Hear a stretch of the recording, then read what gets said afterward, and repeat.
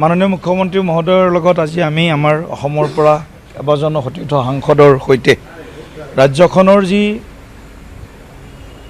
বানপানী পৰিস্থিতি সেই পৰিস্থিতি সন্দৰ্ভত চৰকাৰে যি তৎকালীন পদক্ষেপ গ্ৰহণ কৰিছে আৰু ৰাইজক যাতে শীঘ্ৰে ৰেচনৰ পৰা আৰম্ভ কৰি সকলো প্ৰকাৰৰ সহায় সহযোগ দিব পাৰে আৰু যিসকলৰ উদ্ধাৰ কাৰ্যৰ প্ৰয়োজন আছে উদ্ধাৰ কাৰ্যৰ বিস্তৃত গোটেই কথাখিনি আমি মুখ্যমন্ত্ৰী মহোদয়ৰ লগত আমি আলোচনা কৰোঁ। মুখ্যমন্ত্ৰী মহোদয়ে মুহূৰ্তে ৰাজ্যখনৰ বান পৰিস্থিতি বিশেষভাৱে চৰাইদেউ শিৱসাগৰ যোৰহাটকে ধৰি সম্পূৰ্ণ বান পৰিস্থিতিৰ ওপৰত তেওঁ নজৰ ৰাখি আছে আৰু চৰকাৰখনৰ সমস্ত যি প্ৰশাসন সেই প্ৰশাসনক তেখেতে ইতিমধ্যে নিৰ্দেশ দিছে। 4জনকৈ মন্ত্ৰী ইতিমধ্যে বানপীড়িত অঞ্চলত গৈ উপস্থিত হৈছে।